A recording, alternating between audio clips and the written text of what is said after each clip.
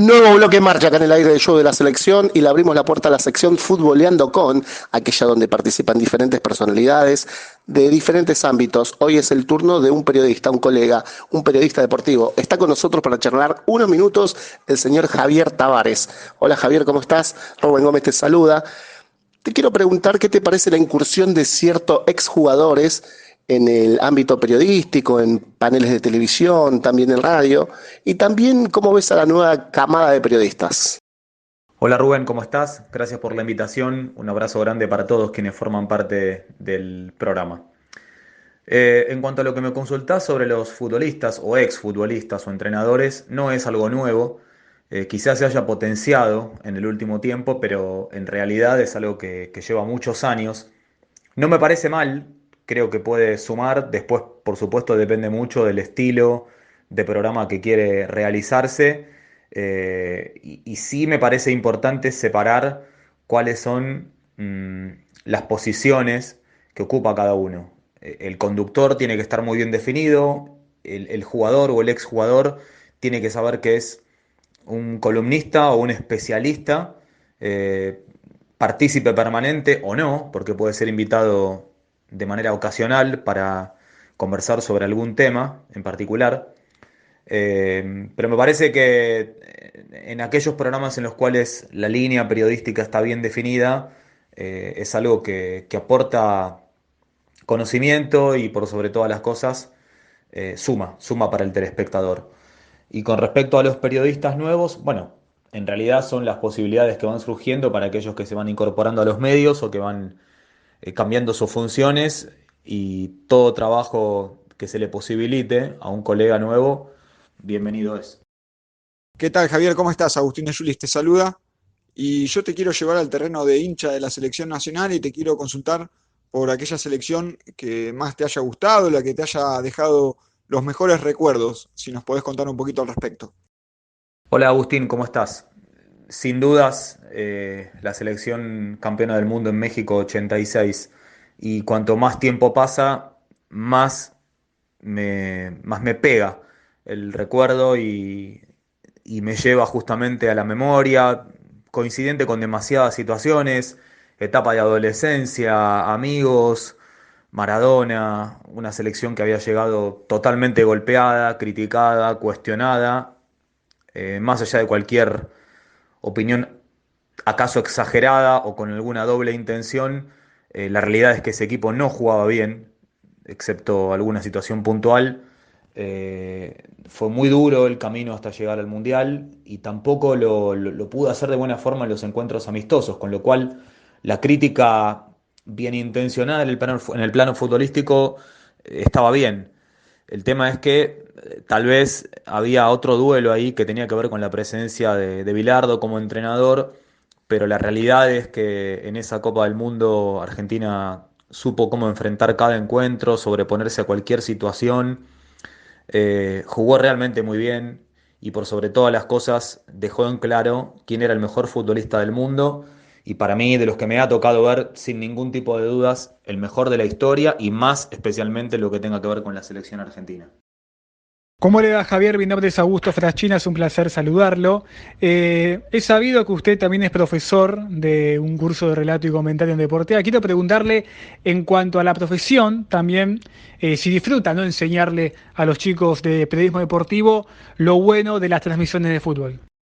Hola Augusto, ¿cómo estás? Sí, en realidad es algo que fue surgiendo sobre la marcha.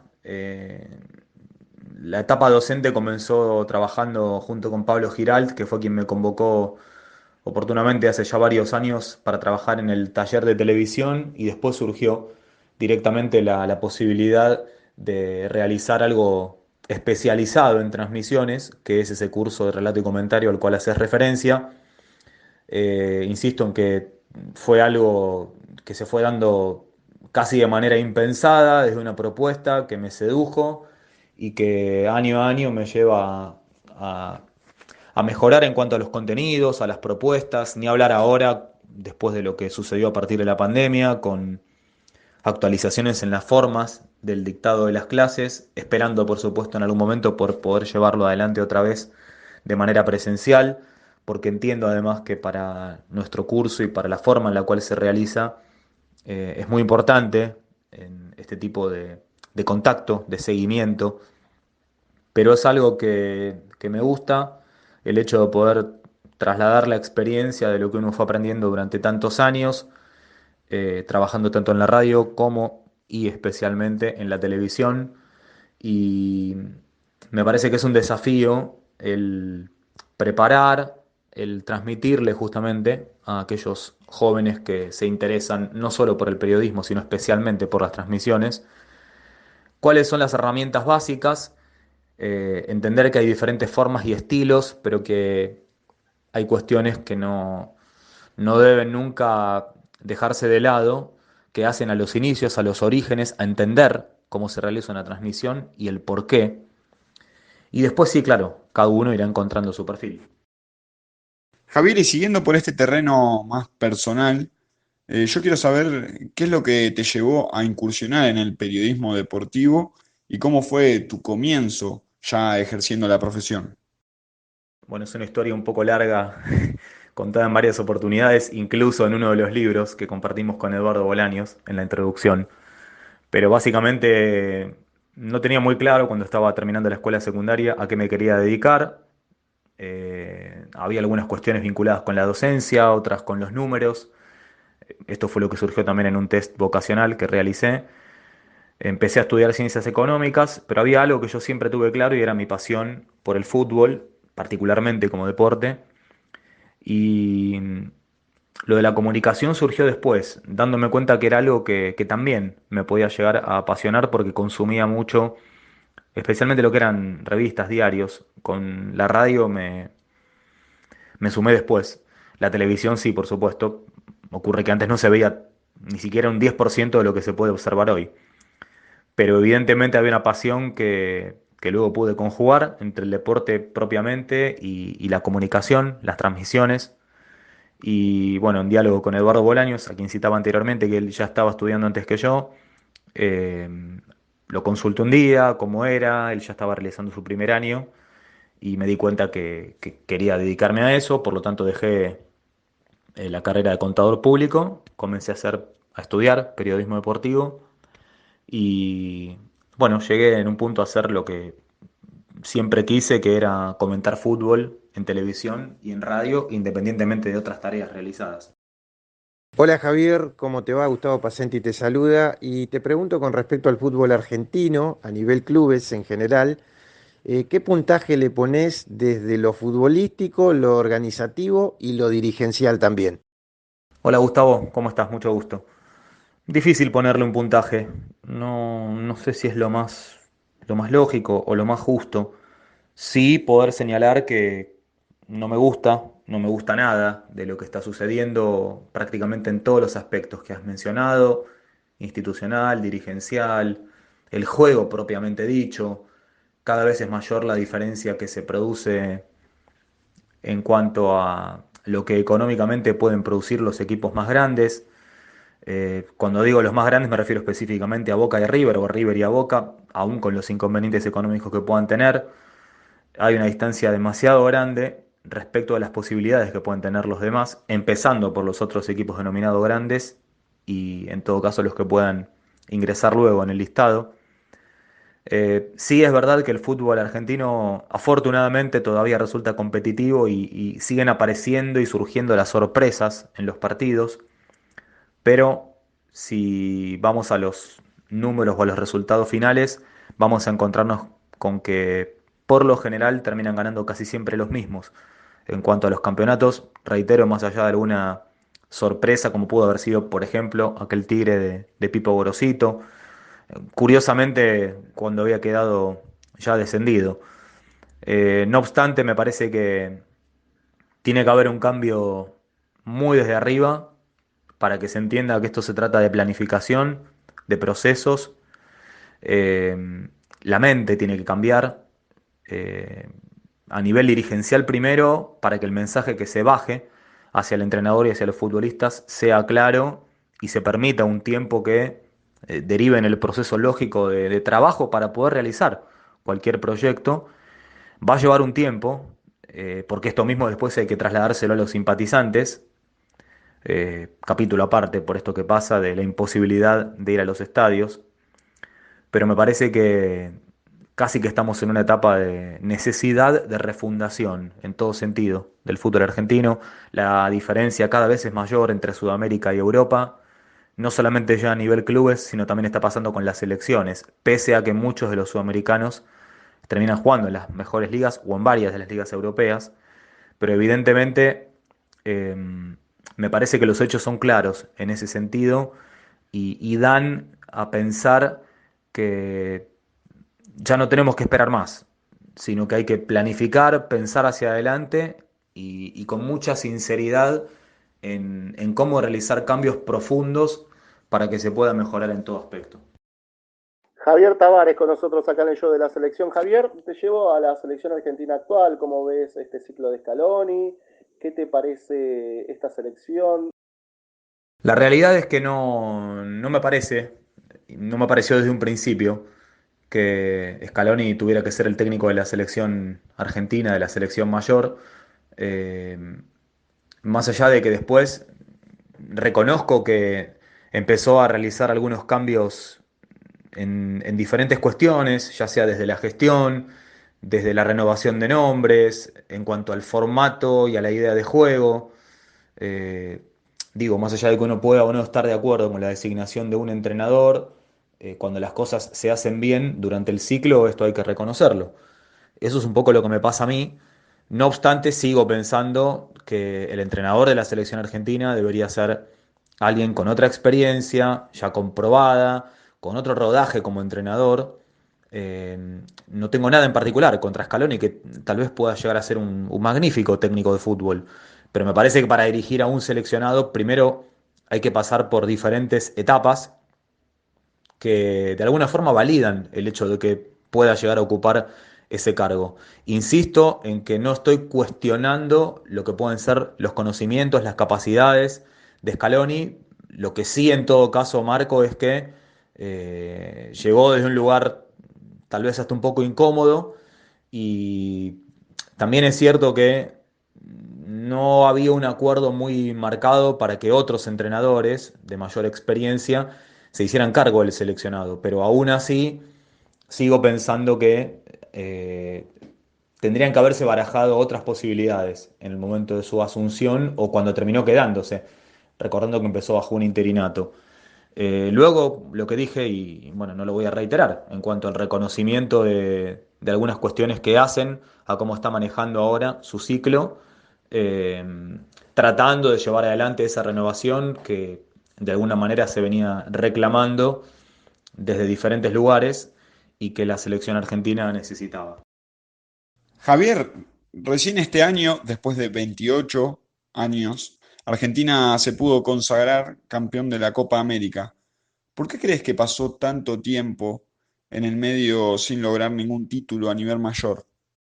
Esta respuesta está ligada a otra que ya brindé, en cuanto a que lo que hay que hacer es repensar seriamente la cuestión institucional, dirigencial, eh, convocar a los verdaderos especialistas y conocedores en la materia, trabajar incluso con gente por fuera de la Argentina y luego sí, por supuesto, dialogar con los entrenadores más importantes, con aquellos que han tenido experiencia como futbolistas en Europa y que se han formado a partir de lo que las secretarías deportivas allá permiten, esto hablando a nivel clubes, y en algún punto sucede lo mismo con la selección, porque es más que claro que una cosa te lleva a la otra. Si tenés buenos jugadores y tenés buenos equipos en los clubes, probablemente así también puedas tener mejores seleccionados.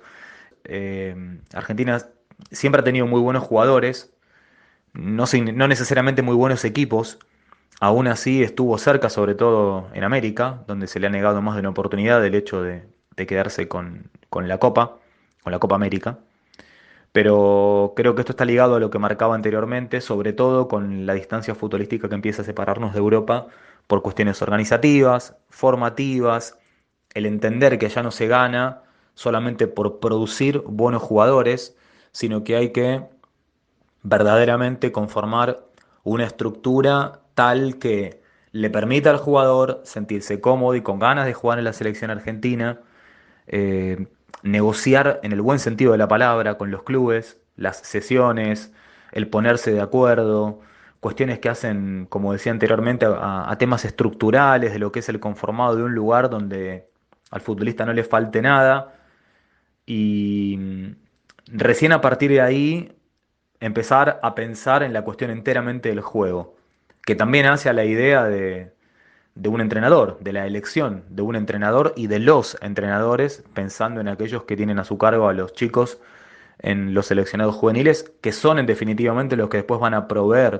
tanto a los equipos de primera división como a las selecciones mayores, independientemente, claro, de lo que pueden ser luego sus transferencias al exterior. Javier, me apego un poco a lo que te decía recientemente mi compañero Agustín, para preguntarte cuál fue el mejor equipo sudamericano que vos viste y también europeo, ¿no? Pregunta difícil.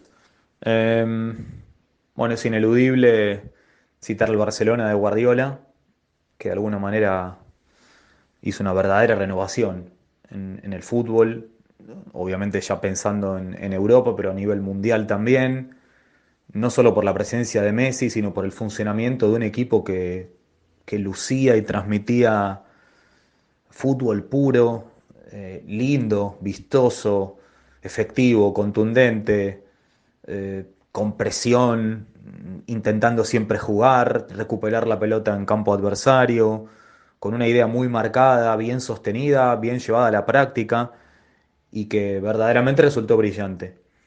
No me olvido del Milan de los 90. Ocurre que es muy difícil quedarse con un equipo solo porque en realidad si uno empieza a hacer memoria va a encontrar que le gustan situaciones o particularidades de distintos equipos.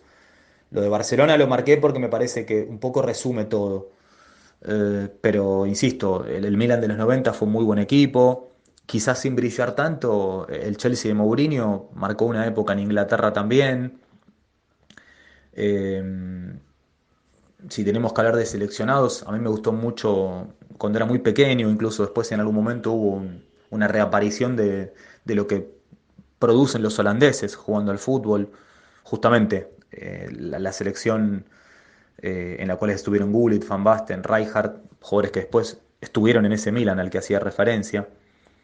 Eh, y en Sudamérica me cuesta elegir un equipo en particular porque, reitero, los estilos son diversos. Yo no creo que haya una sola forma de jugar bien al fútbol. Sí creo que se puede llegar al objetivo a través de diferentes vías.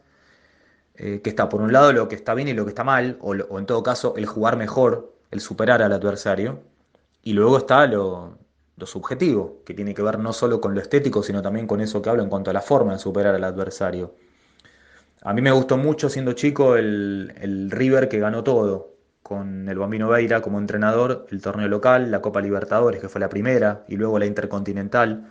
Me parece que ese equipo tuvo momentos de un fútbol excelente, con mucha variedad, reinventándose incluso sobre la marcha, porque fue cambiando, después de ser campeón local, para luego obtener los títulos internacionales. Eh, no lo he visto bien, pero sí en videos al Brasil del 70, que para muchos fue la mejor expresión futbolística de un seleccionado, donde brillaba Pelé junto a otros magníficos futbolistas. Pero bueno, ahí ya cité algunos clubes y selecciones también a manera de ejemplo, porque realmente es difícil quedarse con uno. Javier, te pregunto desde tu óptica de observación de fútbol, eh, en el caso hipotético de que Scaloni después del Mundial deje el cargo de seleccionador, ¿quién debería ser el reemplazante natural de Scaloni en la selección argentina? Es muy difícil responder esa pregunta porque nos estamos adelantando demasiado. Primero, a saber cuándo va a terminar el ciclo de Scaloni en la selección. Si es que va a ser en el Mundial, si es que Argentina se va a clasificar al Mundial, como todos esperamos, si puede llegar a finalizar antes de ir al Mundial. Tenemos ejemplos, de situaciones que se han producido en ese aspecto. Eh, Me parece que hay que esperar a que esto ocurra porque el contexto ayuda mucho a tomar una decisión. Después están otra vez las formas, los estilos. A mí históricamente me sedujo mucho el trabajo de Bielsa. Yo le volvería a dar una oportunidad a Bielsa en la selección. Lo que ocurre es que hay que ver si Bielsa quiere, si tiene ganas hoy de ser un seleccionador y no un entrenador en un club, donde puede convivir en el día a día con los futbolistas. Algo que me imagino desde otro estilo distinto le puede pasar al Cholo Simeone o el día de mañana a Marcelo Gallardo, ¿por qué no? Pero reitero, me parece que hay que aguardar al contexto y a la situación en la cual se produzca eso que vos planteas y entonces sí, mirar qué es lo que hay a disposición, consultar con aquellos profesionales que son los mejores y llegar a un acuerdo, un entendimiento, pero sí tiene que quedar claro que quien tome la selección eh, tiene que tener ganas de hacerlo. No, no es solamente el cumplir con una obligación, sino que casi que lo tenga como un objetivo y no como un trabajo más. Javier, quiero preguntarte sobre, otra vez volviendo a esta selección actual, ¿qué líderes considerás, sacándolo de la vieja guardia, ¿no? Si lo convocan a Di María, Messi, Agüero, los que vos ves como líderes en proyección de esta nueva generación, ¿cuáles crees que pueden llegar a ser? Sinceramente no sé, porque la consulta tiene que ver, como bien marcaste vos, dejando de lado a los históricos, arrancando por Messi y toda su camada, y lo incluimos en los históricos a Otamendi.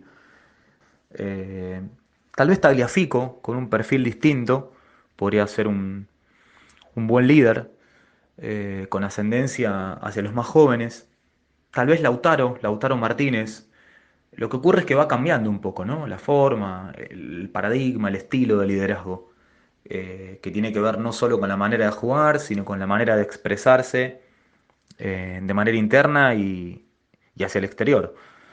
Pero me cuesta, mirando cuáles son los habituales convocados de la selección y los más jóvenes, encontrar desde el perfil y en un escaso conocimiento, por supuesto, ¿no? Porque uno lo analiza desde afuera, quién puede llegar a ejercer ese rol. Así pasó Javier Tavares acá en el show de la selección. Javier, un gusto haberte tenido, te mandamos un abrazo y hasta cualquier momento. Un abrazo grande para todos, muchachos. Buen programa, que siga todo bien. Gracias por la invitación y espero haber estado a la altura con las respuestas. Un abrazo.